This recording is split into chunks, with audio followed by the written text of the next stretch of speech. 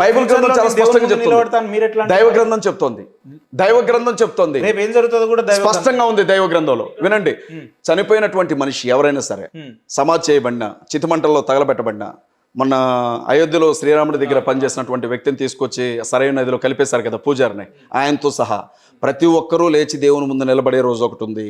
వాళ్ళ శవాలను మీరు నరుక్కొని తినండి. ప్రతి శవం ప్రాణం పోసుకొని ఆత్మతో దేవుని ముందు నిలబడాల్సినటువంటి రోజు ఒకటి ఉందని దైవ గ్రంథం చెప్తుంది. కాదు అని చెప్పడానికి మీరెవరు?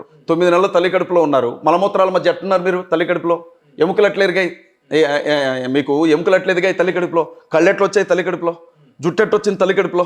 ఎన్నడిగితే ఏ సమాధానం చెప్తారు మీరు? దైవానుగ్రహం అంటారా? ఖచ్చితంగా దైవానుగ్రహం. దేవుని సృష్టి అది, దేవుని సృష్టి అది. కలిస్తే నేను పుట్టినా అంటా నేను బ్రదర్. దేవుడి సృష్టి. ఇప్పుడు భూమి మీద 2 ఉంటాయి, ఒకటి నిజం, 2 సత్యం. నిజం ఏంటంటే మీరు మాట్లాడుతుంది భౌతికవాదం అంటారు దాన్ని. అంటే భూమి సూర్యుని చుట్టూ తిరిగే క్రమంలో రాత్రి పగలు ఏర్పడతాయని సత్యం చెప్తుంది. నిజమేమంటదంటే సూర్యుడు భూమి చుట్టూ తిరుగుతూ ఉంటాడు, తూర్పున ఉదయించి పడమర అస్తమిస్తాడు అని నిజం చెప్తుంది.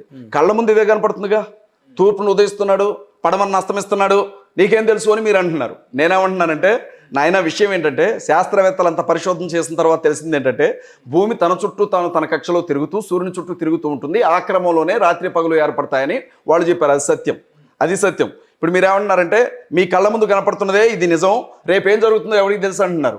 రేపేం జరుగుతుందో కాదు, అసలు సృష్టి ఎలా మొదలైంది, ఎలా సాగుతుంది, ఎలా ముగిసిపోతుంది, దీని తర్వాత ఏం జరుగుతుంది, మానవ జీవితం ఏంటి, మరణం ఏంటి, పునరుద్ధానం ఏంటి, నరకం ఏంటి, పరలోకం ఏంటి, సర్వ సృష్టికి సంబంధించిన ప్రతి రహస్యం దైవ గ్రంథంలో రాయబడింది. వద్దని చెప్పడానికి మీరెవరు? లేదు అని చెప్పడానికి మీరెవరు? ఇదే బైబిల్ గురించి ఒక్కసారి మాట్లాడుతుంది. ఎగ్జాంపుల్ గా మీరు దైవానుగ్రహంతో పుట్టిరని మీరు అన్నారు.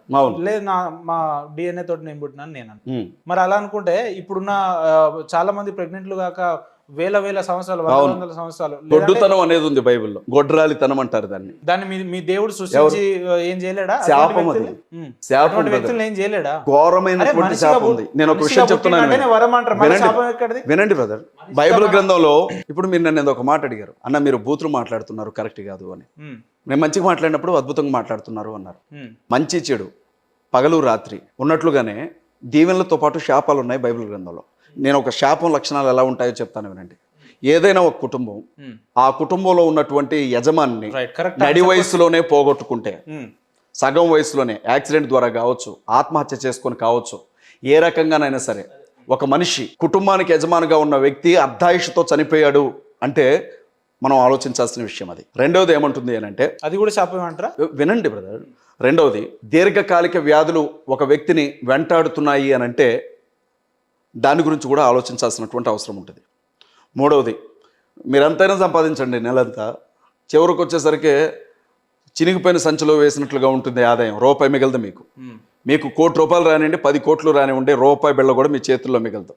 అది శాపానికి సంబంధించిన లక్షణమే. నాలుగవది, ఎండిపోయే చెట్టు, పచ్చని చెట్టు ఏ రకంగానైతే ఎండిపోతుందో కుటుంబం ఆ రకంగా చూసుకుంటూనే నాశనం అయిపోతూ ఉంటుంది. అది శాపానికి సంబంధించిన లక్షణం. ఐదో విషయం ఏంటంటే వివాహం జరిగి అనేక సంవత్సరాలు గడుస్తున్నా గర్భం తెరవబడదు. చాలా మంది వాళ్ళ హాస్పిటల్ చుట్టూ, ఫెర్టిలిటీ సెంటర్ల చుట్టూ తిరుగుతూ ఉన్నారు. అంతవరకు ఎందుకు బ్రదర్? మా ఆవిడకి పెళ్ళైన 10 ఏళ్ల వరకు పిల్లలు లేరు, మాకు 4 పిల్లలు చనిపోయారు గర్భంలోనే. అసలు మీకు పిల్లలే పుట్టరు అని చెప్పిన తర్వాత నాకు 2 పిల్లలు పుట్టారు. డాక్టర్లు మీకు అసలు పిల్లలు పుట్టరు అని చెప్పారు, ట్యూబ్స్ తీసేశారు, ఒక ట్యూబ్ తీసేశారు, ఒక ట్యూబే ఉంది, అది కూడా మూసుకుపోయి ఉంది అని చెప్పారు.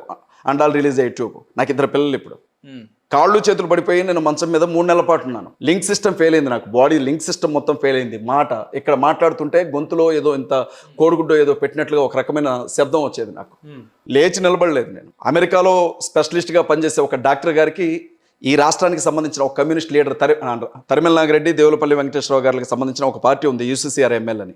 ఆ పార్టీకి సంబంధించిన నాయకుడు సత్యనారాయణ రెడ్డి గారు నన్ను ఆయన స్నేహం ద్వారా ఆయనకు చూపెడితే నీ కాళ్ళు చేతులు రావని చెప్పాడు ఆయన, అమెరికా డాక్టర్. నా పరిచయంతో పోలేక అప్పటికి నేను DSOని విద్యార్థి సంఘానికి జిల్లా అధ్యక్షుడిగా పనిచేస్తున్నా. ఆయన నన్ను చూసి ఈ సిస్టమ్ ఫెయిల్ అయిపోయింది, ఇతనికి నర్వ్ సిస్టమ్ చచ్చుబడ్డది, మా అమ్మది మా నాన్నది మేనరేకం, కాళ్ళు చేతులు ఇతనికి రావు, తీసుకోండి అని చెప్పారు. మీ ముందు ఎలా కూర్చున్నాను, ఎలా మాట్లాడుతున్నాను. అంటే ఎట్లా సాధ్యమైంది? దేవునికి సాధ్యం. మనిషి ఎప్పుడు కూడా నాకంటే తోపు అనుకోవద్దు బ్రదర్. దోమ కుడితే చచ్చిపోతారు, గుర్తుపెట్టుకోవాలి విషయం. ఒక దోమ కుడితే దానికి మందు కనిపెట్టలాగా చచ్చిపోయారు ఎంతోమంది. ఈ భూమి మీద యుద్ధాల్లో చనిపోయిన వాళ్ళకంటే, ఈ భూమి మీద ఆకలితో చచ్చిపోయిన వాళ్ళకంటే కూడా దోమకాటుకు చచ్చిపోయిన వాళ్ళ సంఖ్య ఎక్కువ. మీరు చెప్పిన లెక్క ప్రకారం వినండి బ్రదర్, ఒక ఫిజికల్ గా కానీ మెంటల్ గా ఇబ్బంది పడుతున్నట్టే అది శాపంలో భాగమే అని చెప్పారు. నేనేమన్నాను అంటే కొన్ని లక్షణాలు కొన్ని లక్షణాలు చెప్తున్నాను మీకు. అదే కొన్ని ఫర్ ఎగ్జాంపుల్ ఇప్పుడు మీరు నా దగ్గరకు వచ్చారు బ్రదర్, శాపంతో కూడుకున్నట్టు. ఇప్పుడు మీరు నా దగ్గర నన్ను చెప్పనివ్వండి బ్రదర్. మీరు నా దగ్గర, నా క్వశ్చన్, ఆ మనిషి ఇప్పుడు నాకు 2 కాళ్ళు పనిచేస్తలేవు అనుకోండి, అది నాకు శాపంతో కూడుకున్నట్టేనా? నేను చెప్తున్నటువంటి లక్షణాల్లో మేజర్ లక్షణాలు ఉంటే తప్పనిసరిగా అది శాపం అనే అనుకోవాలి. శాపం అనే అనుకోవాలి. రైట్. యేసుక్రీస్తు క్రీస్తులో కొట్టివేయబడింది ఆ శాపం. ఎట్లా? యేసుక్రీస్తు ప్రభు శిలువ మీద మరణించేటప్పుడు మనుషులకు సంబంధించినటువంటి పాప భారాన్ని, శాప భారాన్ని ఆయన తల మీద ముళ్ళ కిరీటంగా ధరించారు అని దేవుని వాక్యం చెప్తోంది. కాబట్టి ఆ యేసుక్రీస్తు దేవుడు అయితే ఆయన సిలువగా ఎందుకు పెడతారా? మీరు సర్వపాప పరిహారార్థం రక్త ప్రోక్షణం ఆవశ్యకం, తద్రక్తం పరమాత్మేన పుణ్యదాన బలియాగం అన్న శ్లోకం విన్నారా? సర్వపాప పరిహారార్థం రక్త ప్రోక్షణం ఆవశ్యకం, విన్నా. తద్రక్తం పరమాత్మేన పుణ్యదాన బలియాగం అంటే ఏంటి అర్థం? నేను మీ నోటి నుంచే వినాలనుకుంటున్నాను, ఇది మాత్రం చెప్పండి. కాదు, ఇది మీరే చెప్పాలనుకుంటున్నాను. పర్లేదు చెప్పండి. ఎందుకంటే ఇందాక నుంచి నేనే మాట్లాడుతున్నాను, ఇది ఒకటి మాత్రం మీ నోటి నుంచి వినాలనుకుంటున్నాను నేను.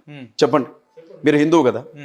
సారీ, నేను కూడా హిందువే. మీరు బ్రాహ్మణ మతాన్ని ఆచరిస్తారు కదా, మీరు చెప్పండి. హిందువులో బ్రాహ్మణులు వేరు, బ్రాహ్మణ మతం కదా అది.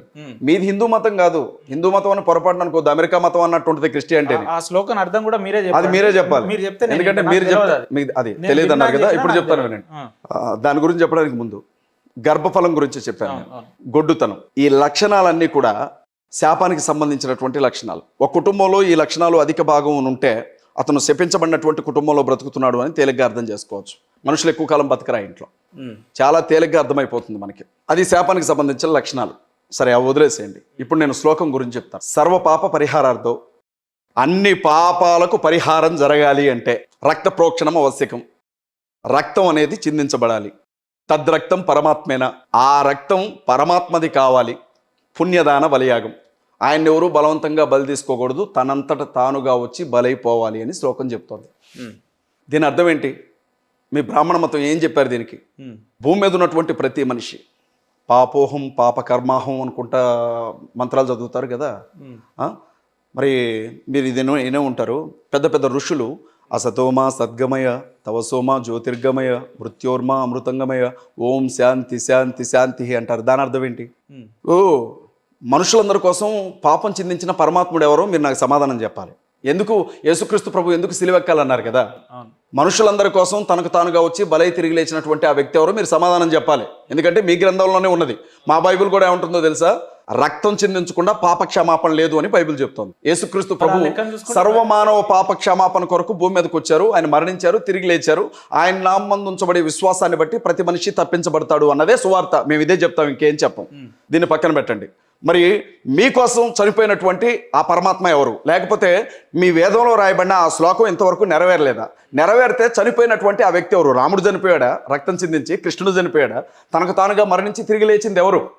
సరే, దానికి వచ్చి పక్కన పెడదాం. అంటే మీ బైబిల్లో అట్లా ఉంది కాబట్టి మీరు బైబిల్లో కాదు బ్రదర్. మీరు ఒక విషయం గమనించాలి.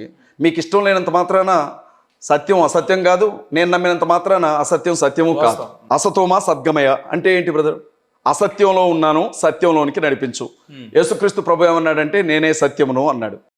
తమసోమ జ్యోతిర్గమయ, చీకట్లో ఉన్నాను, వెలుగులోనికి నడిపించు, నేనే వెలుగును అన్నాడు యేసుక్రీస్తు ప్రభు. మృత్యోర్మా అమృతంగమయ, మరణ పడక మీద చావు దగ్గరున్నాను, నన్ను బ్రతికించు, నిత్య జీవాన్ని అనుగ్రహించు, అమృతంగమయ. యేసుక్రీస్తు ప్రభు ఏమన్నాడు? నేనే నిత్య జీవాన్ని అని చెప్పాడు. నేనే మార్గమును సత్యమును జీవమును అని చెప్పాడు. హిందూ మతాన్ని అనుసరించే వాళ్ళంతా మేము చీకట్లో ఉన్నట్టేనా ఎవరు మీ లెక్క ప్రకారం? అసలు హిందూ అనే మతమే లేదు అంటుంటే మళ్ళీ మీరు హిందూ మతం అంటారేంటి? ఋషులు ఎందుకు కేకలు పెట్టారు? మరి ఋషులు ఎందుకు అడిగారు? ఎవరిని అడిగారు ఋషులు? నేను ఒక మాట అడుగుతాను. అపుత్రస్య నాస్తి స్వర్గో నైవచ అని అంటారు. పుత్రుడు లేని వాడికి స్వర్గం లేదు, పున్నామి నరకం తప్పదు అని. ఇప్పుడు మా అన్నకి ఇద్దరు ఆడబిడ్డలే, నరకానికి వెళ్తాడా మా అన్న? అంటే ఎన్ని యజ్ఞాలు చేసినా యాగాలు చేసినా ఏం చేసినా నరకానికి వెళ్తాడా? మరి ఏంటి ఆ శ్లోకం ఏంటి? దేని గురించి? ఎవరా పుత్రుడు? ఏలయనగా మన కుమారుడు అనుగ్రహించబడును, ఆయన భుజముల మీద రాజ్యభారం ఉండని బైబిల్ చెప్తోంది. వేదాల్లో అడిగిన అనేక ప్రశ్నలకి బైబిల్ సమాధానాలు ఇస్తా ఉంది. మేము స్పష్టంగా ఆ విషయం గురించి మాట్లాడుతూ ఉన్నాం. మేము ఎక్కడ దూషిస్తూ ఉన్నాం? మీరు మమ్మల్ని అడిగారు మొదటి నుంచి, మీరు ఎందుకు హిందువులను ఎందుకు దూషిస్తున్నారు మీరు మీ మత ప్రచారంలో భాగంగా అని అంటున్నారే, అది ఎక్కడ మిస్అండర్స్టాండ్ అవుతుందంటే, మేము విగ్రహాల గురించి మాట్లాడతాం. బైబిల్లో ఒక చాప్టరే ఉంది విగ్రహాలు, మొదటి నుంచి చివరి వరకు కూడా అనేక సందర్భాల్లో రాయబడింది. విషయం ఏంటంటే, మాకు విజయవాడ దగ్గర ఇబ్రహీంపట్నంలో ఒక సంఘం ఉంది. నేను ఖమ్మం నుంచి ఇబ్రహీంపట్నం వెళ్లే దారిలో ఒక పెద్ద స్టాచ్యూ ఉంటుంది, పెద్ద విగ్రహం, దేవతా విగ్రహం. ఆ విగ్రహం దగ్గరికి వెళ్ళగానే నా కారు డ్రైవరు ఆ విగ్రహాన్ని చూసి దండం పెట్టుకుంటాడు. అట్లా ప్రతి సండే నేను వెళ్ళడం, ఇది ఇలా జరగడం జరుగుతూ ఉంది. ఒకరోజు అన్నాడు, అన్న అసలు ఆ దేవుని విగ్రహం చూడన్నా మతిపోతుంది నాకు చూస్తే ఎంత పెద్దగా ఉందో అని అన్నాడు. నేను అన్నాను కదా, దాన్ని తయారు చేసినోడు ఎవడో వాడికి దండం పెట్టు అని చెప్పాను. అదేంటన్నా అంత మాట అన్నావు అన్న. నిజమే, మరి అదొక సిమెంట్ లాగా, ఇనుములాగా, ఇసుకలాగా, మట్టిలాగా మిగిలిపోయి ఉంటే దాన్ని తీసుకొచ్చి దానికి ఒక స్ట్రక్చర్ గీసి దాన్ని ఎలా తయారు చేస్తే అలా చేసి దాన్ని ప్రొక్లైన్లు బట్టి దాన్ని లేపి ఇనుము పెట్టి ఇత్తడి పెట్టి అన్ని తయారు చేసి దానికి ఒక రూపం ఇచ్చిన వాడు సృష్టికర్త. దానికి ఆయన దానికి దండం పెట్టడం కాదు. క్రిస్టియానిటీలో విగ్రహారాధన చేసుకోవచ్చు, విగ్రహారాధన చేయడానికి అవకాశమే లేదు. మీరు నన్ను ఏమడుగుతున్నారు అంటే, మరి యేసుక్రీస్తు ప్రభు విగ్రహాలు మరే విగ్రహాలు ఎందుకు పెడతారు, ఇది మీ ప్రశ్న. అంటే జూడో మతంలో విగ్రహారాధన, జూడో మతంలో కూడా విగ్రహారాధన లేదు. రోమన్ క్యాథలిక్స్ అలా విగ్రహారాధన చేస్తారు. వాళ్ళు ఏమంటారంటే, మేము విగ్రహాన్ని పూజించట్లేదు కానీ విగ్రహ రూపంలో మేము నిలవబెట్టి ఆ దేవుణ్ణి చూసుకుంటున్నామంటారు. అది చెల్లదు, అది చెల్లదు, అది కూడా అవాస్తవమే. రోమన్ క్యాథలిక్స్ ఏమనుకున్నా నాకు ఇబ్బంది లేదు. యేసుక్రీస్తు, నేను చాలాసార్లు అడిగాను, విగ్రహారాధనే. యేసుక్రీస్తు ప్రభు విగ్రహం ఏదన్నా నాకు ఇవ్వండి, ఇక్కడ పాల్గొడతాను నేను. యేసుక్రీస్తు ప్రభు విగ్రహం ఏదన్నా ఉండి ఇక్కడ పాల్గొడతాను నేను. చాలా పెద్ద స్టేట్మెంట్ అయితే. భలేవారే, ఇవ్వండి ఇక్కడ పాల్గొడతాను. మరే విగ్రహం ఏదన్నా ఇవ్వండి పాల్గొడతాను నేను. ఇక్కడ విగ్రహాలు అవి ఆత్మ ఉండగా, ఆత్మ ఉండగా, వినండి బ్రదర్, దేవుడే ఉండగా నాకు మధ్యలో విగ్రహం ఎందుకు? ప్రతి చర్చ్ లో మీరు చూసే విగ్రహాలు ఎవరు? ఇప్పుడు నా చర్చిలో విగ్రహం ఉంటే మీరు నన్ను అడగాలి. మీరు నా చర్చికి రండి, మీ చర్చిలో ఈ విగ్రహం ఏంటి అని నన్ను అడగాలి. చర్చికి వచ్చే వాళ్ళే నిజమైన క్రిస్టియన్లు అన్నారు. వినండి, విషయం గమనించండి. మీరు, నేను ఒక విషయం చెప్తున్నాను వినండి. మీరు చాలా పెద్ద స్టేట్మెంట్ ఇచ్చారన్నారుగా, యేసు ప్రభు విగ్రహం నాకు ఉండే నేను పగల కూడా చూపెడతాను అన్నాను. ఎందుకంటే ఏం కావాలా? పగల కొట్టాలా? పోనీ తెప్పించండి ఒక విగ్రహం, పాల్గొడతాను. మరే విగ్రహం తీసుకురండి, పాల్గొడతాం. యేసుక్రీస్తు ప్రభు వారితో మాట్లాడడానికి ఆయన ఆత్మరూపంలో ఆయన నాకు అందుబాటులో ఉన్నప్పుడు నాకు విగ్రహం ఎందుకు అంటున్నాను? ఇప్పుడు వినండి, ఒక్క నిమిషం సార్, వినండి బ్రదర్, ఒక విషయం చెప్పనే ఉన్నాను. దేవుడు 10 చర్చిల్లో ఉన్న విగ్రహాలు బ్రదర్, నేను వినండి బ్రదర్, సృష్టి మొత్తాన్ని సృష్టికర్త తయారు చేసాడు. సృష్టికర్తను తయారు చేయడం ఎవరి వల్ల కాదంటున్నాను నేను. ఈ భూమి మీద ఉండే సృష్టి మొత్తాన్ని తయారు చేసిన సృష్టికర్తని నీ చేతులతో నువ్వు ఎలా తయారు చేస్తావంటున్నాను నేను. ఇక ఆ లెక్క నువ్వు ప్రాణ ప్రతిష్ఠ చేసిన విగ్రహానికి, మేము ప్రార్థన చేసి పెట్టిన విగ్రహానికి తేడా ఏముంటుంది అంటున్నాను నేను. మీ పాంప్లెంట్ లో చూసే విగ్రహం, ఆ ఫోటో ఎవరిది, లేదంటే చర్చిలో ముందు చూసే విగ్రహం ఎవరిది, అది ఎవరిది? దాన్ని వినండి బ్రదర్, యేసుక్రీస్తు ప్రభు చనిపోయినప్పుడు ఆయన ఒంటి చుట్టూ ఒక బట్టను కప్పారు. ఆ బట్ట చాలా విలువైన బట్ట, అది తెల్లని బట్ట. యోధా ప్రాంతంలో ఆ బట్టను దొంగిలించడానికి దొంగతనాలు కూడా జరిగేవి. అలాంటి విలువైన బట్టలు అవి. వాటి మీద తైలాలు అవన్నీ పోస్తారు. ఆ వస్త్రం యేసుక్రీస్తు ప్రభు సమాధిలోంచి తిరిగి వెళ్ళిపోయిన తర్వాత అక్కడే పెట్టబడింది ఒకటి. రెండోది ఏంటంటే, క్రీస్తు సిలువ మోసుకుంటూ వెళ్ళేటప్పుడు యెరూషలేము దారిలో యేసుక్రీస్తు ప్రభు కింద పడ్డప్పుడు ఒక స్త్రీ, వెరోనికా అనే స్త్రీ, ఆవిడే రక్తస్రావం కలిగినటువంటి స్త్రీ అంటారు. 12 ఏళ్లుగా రక్తస్రావం కలిగినటువంటి ఆ స్త్రీ యేసుక్రీస్తు ప్రభు చొక్కా అంచును ముట్టుకొని బాగుపడుతుంది. ఆ తల్లి ఆయన ముఖం మీద ఇలా క్లాత్ పెడుతుంది. పెట్టినప్పుడు ఒళ్ళంతా రక్త ముద్దగా ఉన్న ఆయన ముఖ రూపం దాని మీద పడింది అంటారు. దీన్ని ఏం చేశారంటే డీకోడ్ చేశారు ఇజ్రాయెల్ వాళ్ళు. చేసి ఒక చిత్రాన్ని రూపొందించారు. అంటే క్రీస్తు ఆయన కట్టినప్పుడు దాన్ని బేస్ చేసుకొని వీళ్ళు అలా పెట్టుకుంటారు అంతే. ఇప్పుడు ఏముంది బ్రదర్, మీరు నేను ఇద్దరం నరుక్కుంటున్నట్లుగా కూడా A1 టెక్నాలజీలో పెడతారు. అది పెద్ద విషయమా? మరి మీరు యేసుక్రీస్తుకి అసలు రూపమే లేదని మీరు అంటారు. ఈ మధ్య కాలంలో మనం చూస్తున్నాం. నేను చెప్పేది వినండి బ్రదర్, యేసుక్రీస్తు ప్రభు పుట్టింది మనిషికే కదా, మనిషిగానే బతికాడు కదా. మనిషి అంటే నీలాగా నాలాగే ఉంటాడు కదా. మీరు చైనా వాళ్ళని చూసారు కదా, నలుగురు ఒకలాగే ఉంటారు. నేపాల్ వాళ్ళని చూసారా, నలుగురు ఒకలాగే ఉంటారు. యూదులను కూడా చూడండి, ఒక్కలాగే ఉంటారు వాళ్ళు. జ్యూస్ అంటారు వాళ్ళని, యూదుల్ని. వాళ్ళలో ఎవరిని చూసినా ఒకలాగే ఉంటారు. యూదుల వంశంలో పుట్టినటువంటి క్రీస్తు ఎలా ఉంటాడు? యూదుల అవతారం ఏమన్నా మారిందా? ఇక దానికి మనం ప్రత్యేకంగా చెప్పాల్సిన అవసరం ఏముంది? నేను ఏమంటున్నానంటే, అది స్వరూపం అన్నా, ఇప్పుడు విగ్రహాలు పెట్టి కొలిచే వాళ్ళ విగ్రహారాధన ఏ రూపంలో ఉన్నా తప్పే. విగ్రహారాధన అనేది ఏ రూపంలో ఉన్నా తప్పే. కొలిచే వాళ్ళని ఏమంటారు? క్రిస్టియానిటీని నమ్మే వాళ్ళు ఏమంటారు? ఆ విగ్రహం ఇదే, అది తప్పు అని నేను చెప్తున్నాను కదా. ఇంకేమంటారని మీరు అడిగితే దీనికి ఇంకే భాషలో చెప్పను, దట్ ఈస్ రాంగ్ అని ఇంగ్లీష్ లో చెప్పనా? ఓ పూరాగా ఏమంటారు దాన్ని, హిందీలో ఏదన్నా పదం చెప్పండి, అది కూడా కంప్లీట్ చేస్తాను. అంటే ఇప్పుడు విగ్రహారాధన తప్ప, వాళ్ళు ఏమంటారంటే ప్రతి ఆదివారం చర్చికి వెళ్ళి దేవుణ్ణి మొక్కి, బ్రదర్ వాళ్ళు లాజిక్గా ఏం చెప్తారంటే, వాళ్ళు మేము యేసుకు పూజ చేస్తాం, మరైనా గౌరవిస్తాం, వారి స్వరూపాలను మాత్రమే పెట్టుకున్నాం, మేము వీటికి దండం పెట్టట్లేదు అంటారు. కానీ జరిగేదంతా అదే, అక్కడ జరిగేదంతా అదే.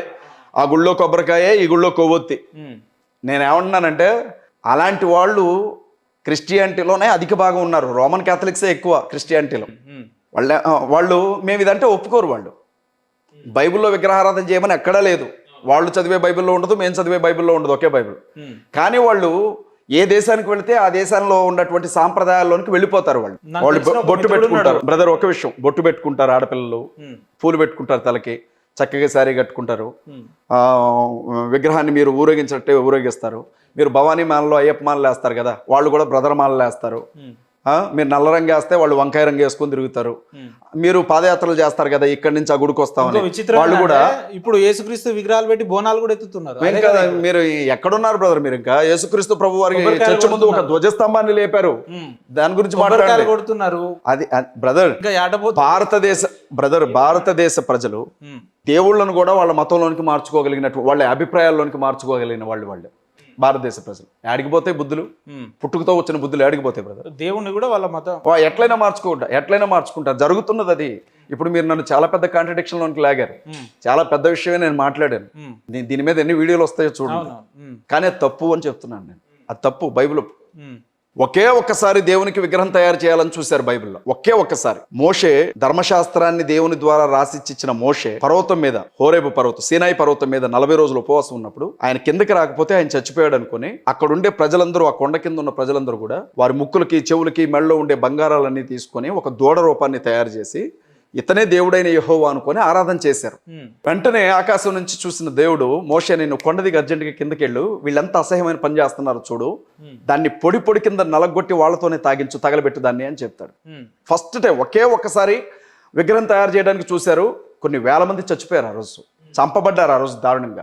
దేవుడైన యెహోవాకు విగ్రహం చేయడానికి వీల్లేదు. దేవుని వాక్యం స్పష్టంగా అంటది, ఆకాశంలో కానీ, భూమి మీద కానీ, సముద్రంలో కానీ ఉండే ఏ జీవినైనా సరే నా రూపంలోనికి మార్చడానికి వీల్లేదని దేవుని వాక్యం చెప్తుంది. అంటే నా బొమ్మ పెట్టుకోమని చెప్పాడు బైబిల్ ఎక్కడ? అంతా చేసేది ఏంది మరి? అదే కదా, అది తప్పు కదా. అది తప్పు కదా. మీరు దేని గురించి ఇలా బయటకు వచ్చి మాట్లాడుతున్నారు? బాబు గారి ఇంటెన్షన్ ఏంది బ్రదర్? దాని గురించి మాట్లాడే వాళ్ళు ఉన్నారు. నేను తెలుగు లెక్చరర్ని బ్రదర్, తెలుగు చెప్తా. ఇంగ్లీష్ లెక్చరర్స్ ఉన్నారు, ఇంగ్లీష్ చెప్తా. తమిళ చెప్పేవాళ్ళు ఉన్నారు, తమిళ చెప్తారు. అరే ఇన్ని భాషలు ఉండగా మీరు తెలుగు ఎందుకు చెప్తున్నారంటే మీకు ఏం చెప్పాలి నేను? దేనికి సంబంధించిన వాళ్ళు దానికి ఉన్నారు, మీ కార్యాచరణ దేనికి సంబంధించిన వాళ్ళు దానికి ఉన్నారు. నేను ఒకటే చెప్తా ఉన్నా బ్రదర్, మమ్మల్ని కూడా బతకనే ఉండి, హిందూ, క్రిస్టియన్, ముస్లిం భాయ్ అందరం కలిసి బ్రతుకుదాం. శ్రీరాముడు చనిపోగా ఎవరు చూసిండ్రు? ఆయనే అంటున్నారు. సరైన నదిలో కలిసిపోయాడు, చనిపోయాడు అని మీరే అంటున్నారు. దేవుడు అయిపోయాడు అంటున్నారు. నువ్వు అన్నంత మాత్రాన నిజం కాదు. నీ మతం గురించి నీకు తెలియదు. నువ్వు ఏ మతంలో ఇష్టపడి చేరినావో ఆ మతము 200 సంవత్సరాలు మన భారతీయుల్ని బానిసల్ని చేసి చిత్రహింసలు పెట్టింది. అసలు మీరు ఆ మతం తీసుకోవడమే వాళ్ళ చిత్రహింసలని మేము ఒప్పుకుంటున్నాం, మేము గౌరవిస్తున్నాం అన్నట్టు లెక్క. అంతేనా కాదా? ఇప్పుడు మీరు మీ ఫ్రెండ్ని నా ఫ్రెండ్ని మీరు కొట్టిండ్రు అయినా నేను నా ఫ్రెండ్ వచ్చి నాకు బాధలు చెప్పుకుంటాను. నేను మీతో మాట్లాడితే ఎట్లుంటుంది? నేను మీకు సపోర్ట్ చేస్తున్నట్టే కదా. అంతే. మీరు నేను కొట్టడాన్ని సమర్థిస్తున్నట్టే కదా. అంతే. మీరు ఆ మతంలో చేరిండ్రు, మనల్ని చిత్రహింసలు పెట్టిన వాళ్ళ మతంలో చేరిండ్రు అంటే మీరు ఆ చిత్రహింసల్ని, వాళ్ళు చెప్పిన బాధల్ని మీరు గౌరవిస్తున్నట్టే లెక్క. మీరు గౌరవించినప్పుడు మీరు మాట్లాడేదానికి అర్థం ఉందా, పరమార్థం ఉందా? అసలు మీకు గౌరవం ఉందా? మిగతా మెజారిటీలు వీళ్ళందరినీ ఏమనాలి? మెజారిటీలు ఏమనాలి?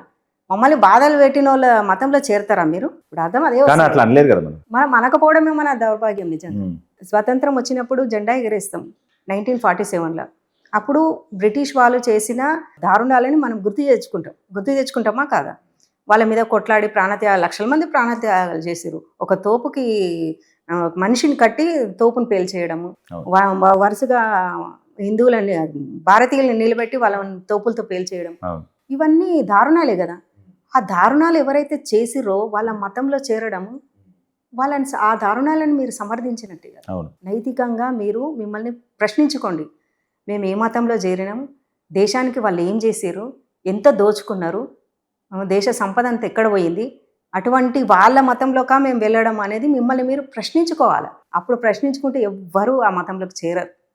ఆ అజయ్ బాబు అనేటైనా నువ్వు ఫాస్టర్ కాకముందు నీ పర్సనాలిటీ ఏంటి, నువ్వు ఫాస్టర్ అయినాక నీ పర్సనాలిటీ, ఆ దశమభాగం నువ్వు ఎందుకు నేను తీసుకుంటున్నాను వాళ్ళకి ఇచ్చేయి. నువ్వు కాకముందు నీ ప్రాపర్టీస్ ఏంటి, నువ్వు ఫాస్టర్ అయినాక ఈ రోజు నీ ప్రాపర్టీస్ ఏంటి, దళితులకు ఇచ్చేయి. నీ ప్రాపర్టీస్ అంతా దళితులకు పంచిపెట్టు, అప్పుడు నీ మాట. అదే ఆయన మన ఛానల్లో కాదు 4-5 చోట్ల కూడా అదే మాట అంటున్నారు అన్నమాట. సరైన నదిలో కలిసిపోయాడు, చనిపోయాడు. ముందు ఆయన ఒక బతుకున్న వ్యక్తి చనిపోయిన వల్ల నేను జై అని ఎట్లా అంటాం, జోహర్ అంటాం, నేను జోహర్ శ్రీరామ్ అంటా అని అంటున్నారు. ఆయన జై శ్రీరామ్ అనకూడదు అంటున్నారు. నువ్వు ఓడరా అనడానికి అసలు నీకు హిందూ ధర్మం తెలియకనే నువ్వు ఆ మతం. ఆయన హిందూ నుంచే వెళ్ళింది. నువ్వు హిందూగానే పుట్టినావు కదా. నీ తాతలు తల్లిదండ్రులు అందరూ హిందువులే కదా. నువ్వు హిందువుగా పుట్టి నువ్వు ఆ మతంలోకి ఎందుకు పోయినావు? పోయినావంటే నువ్వు ఆ మతం గురించి తెలుసుకో. నువ్వు ఈ మతం గురించి తెలియకనే కదా పోయినావు. తెలిస్తే పోవు, ఎవ్వడు పోడు. తెలిస్తే నీ ధర్మం గురించి నువ్వు తెలిస్తే ఇంకో మతంలోకి వెళ్ళరు. నువ్వు ఏ మతంలోకి వెళ్ళినావు? వందల సంవత్సరాలు భారతీయులను పీడించిన వాళ్ళ మతంలోకి వెళ్ళినావు, దారుణాలు చేసిన వాళ్ళ మతంలోకి వెళ్ళినావు. అంటే ఆ దారుణాలని వాటిని నువ్వు సమర్థిస్తున్నట్టు కదా. అటువంటి వాడివి నువ్వు అసలు భారతీయుడివి ఎట్లా అవుతావు? నువ్వు వాళ్ళ దారుణాలని సమర్థించి ఆ మతంలోకి పోయినోడివి నువ్వు భారతీయుడు ఎట్లా అవుతావు? నువ్వు ఈ దేశంలో ఉండే హక్కే లేదు, నువ్వు వెళ్ళిపో. ఇదే ఖచ్చితంగా చెప్తున్నాను. ఎవడో అజయ్ బాబు వాడు జై శ్రీరామ్ అనే అర్హత లేదు. ఆ నోట్లోంచి, ఆ పాపపు నోట్లోంచి ఆ పదం పలకడమే మాకు ఇష్టం లేదు.